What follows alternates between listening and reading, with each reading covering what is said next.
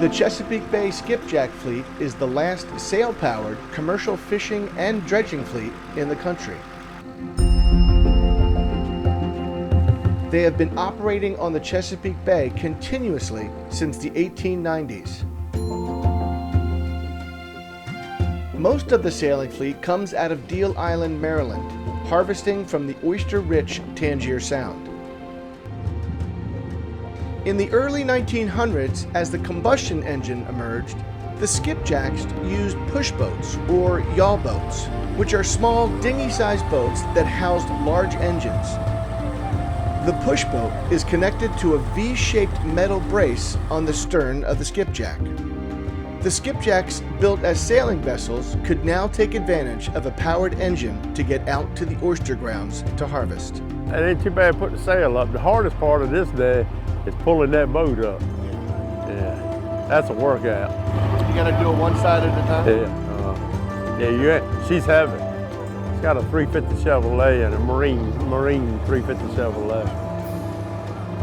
Come on, Chase, get over here. You shouldn't even be out of breath at all. If you're dredging under sail, the pushboat must be completely out of the water to be legal, and it takes almost the entire crew to pull it up to the transom. All right, go ahead with it. Give her another tug.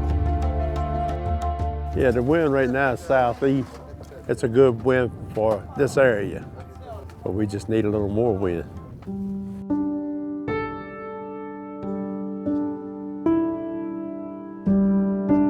Across the way on the skipjack Catherine, Dave Whitlock has decided to keep his pushboat in the water and power dredge. Catherine was built in 1901 and is one of the oldest working skipjacks in the fleet. It is also one of the few skipjacks that has a fore and aft planked hull, while most skipjacks are cross-planked. Catherine is working dredges on both sides of the boat, as it's easier under power and won't slow the boat down. Somerset will wait until the breeze picks up before dropping dredges from both sides. I need a 10, 12 mile an hour to throw both dredges, especially as hard as tide runs here. It's about 4 mile an hour this tide runs. When you're dredging, you only got wind enough to pull one dredge. You never throw your lower dredge first. Always throw your window dredge, no matter what direction you're going. Because it'll spin you around, bring your ass to the wind, and cause you to jibe your boat. Could break your boom, top your mast out, and bad news.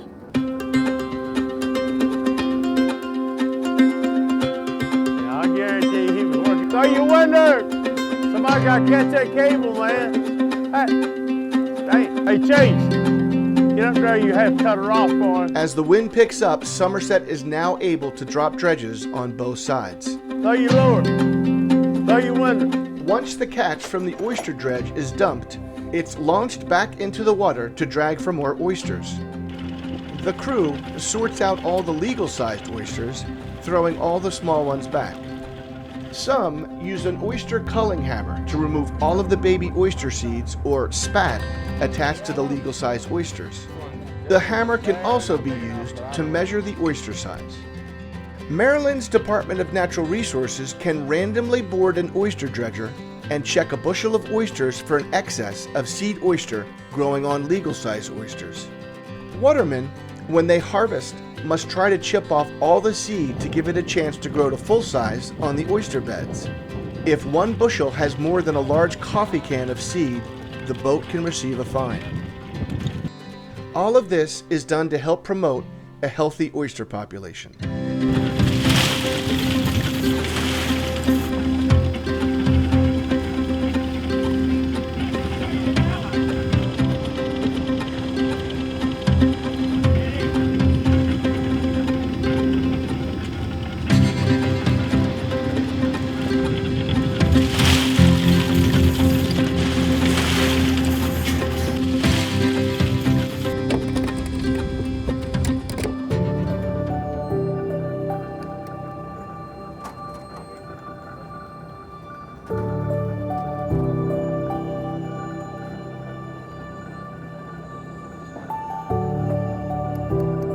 oyster grounds in Maryland, like many states, are divided into three categories: public, private, and sanctuaries.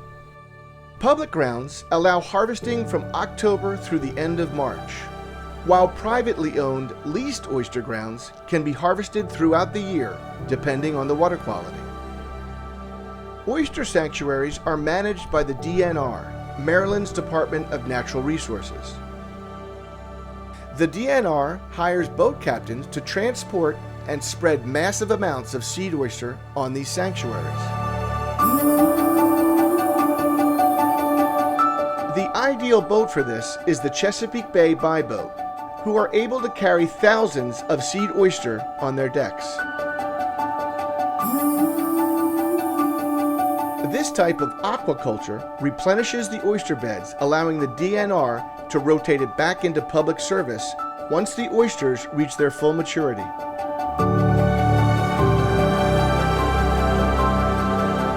A seed oyster can take 1 to 3 years to mature into a legal-sized oyster. In warm climates like Florida, it matures quicker and could reach full size in 6 to 18 months. Yeah, every now and then I see the mob jack come through, and when they're seeding, and so you went.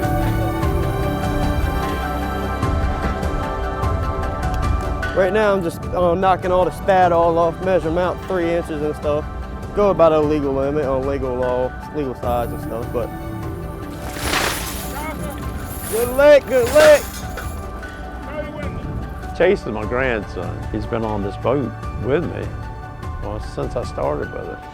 And I'm trying to teach him what little bit I know.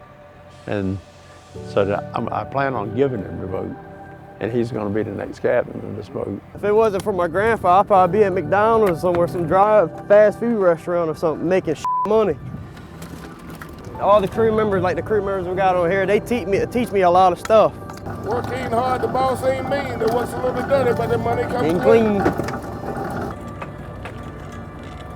Chase gonna make it. He's gonna make it. If I can get him to listen, he'll make it. That's the problem with young people, getting them to listen. Their heart is there, but they don't want to listen. You know, you got to listen to the old people when it comes to this. The older guys that did it, that's the only way you're gonna learn how to work on a skipjack, especially with the sails.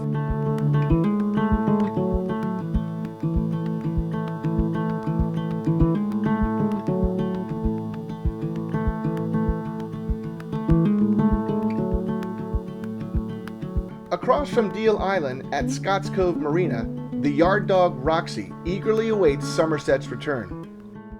Roxy has her eyes trained on Herbert, the Skipjack's deck boss, who just so happens to make the world's best scrapple egg and cheese sandwiches. And Herbert always has a little leftover scrapple from the galley. Sit, sit, sit, Roxy. Good girl. After Herbert offloads the excess scrapple, Somerset offloads her oysters. While the Skipjacks used to meet the boats out in the bay to sell their catch, they now offload their harvest on land.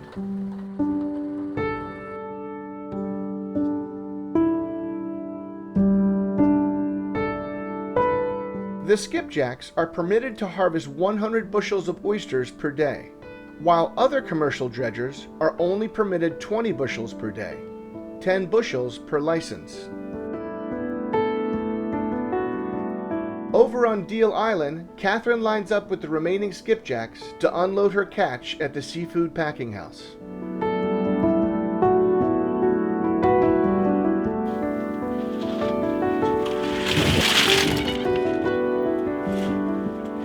Catherine has had a long history on the bay.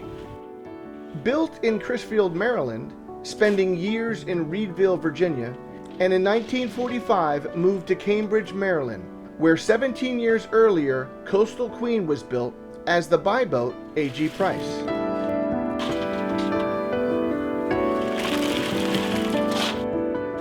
The Chesapeake was once home to thousands of skipjacks. These images from the Slaydale collection shows how large the fleet was in Annapolis Harbor. But overfishing, disease, and pollution caused the oyster population to decline.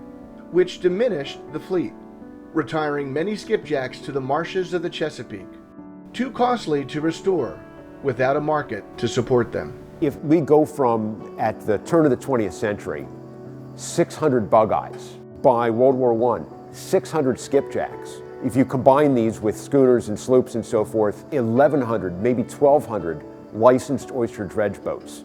And over the course of the 20th century, as the fishery declines, so has the number of dredge boats declined, so that the number of sail dredge boats today is maybe about a dozen, and the number that actually dredge under sail, they're allowed to power 2 days a week. But the other days they would be allowed to sail dredge, most of them don't. They just can't be bothered. We're down to about 4 of those. Know you Lord, know you winter. Tell me why you love Oyster. Well, I ain't never told nobody I loved it. Where'd you get that from? I love it because it runs in the family. It's something that's we've been doing for years.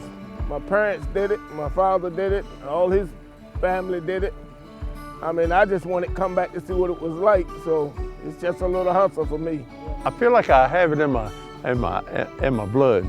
I love seeing that sunrise, and like now I'm off and I could probably got a whole phone full of buddies that are still at work till 5 o'clock, and I've done made their week paycheck in today.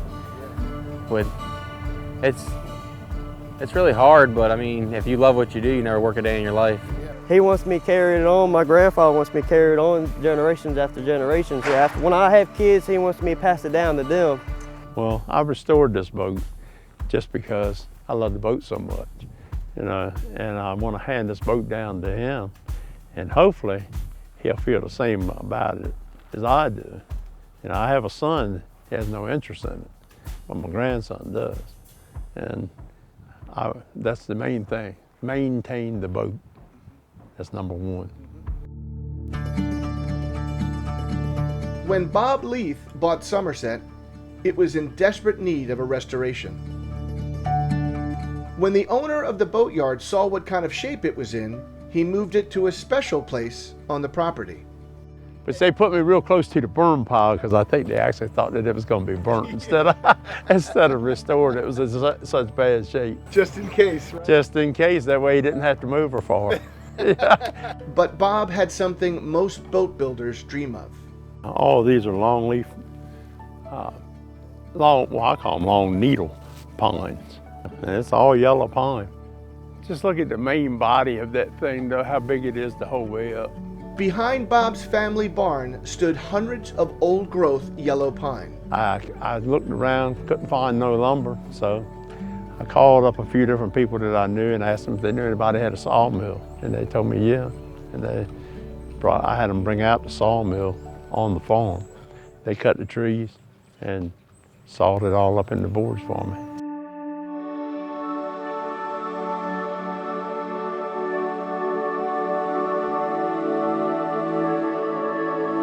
These young trees here, you get the size of even that tree, another 200 years. To rebuild that whole boat, sides, bottom, deck, and all, it took 3 trees. 3 yellow pines. 3 yellow pines. I've had numerous of people that have tried to buy the oak and the pine both off, but don't want to sell it. I'll keep it. Maybe my grandson may build him another boat. Who knows?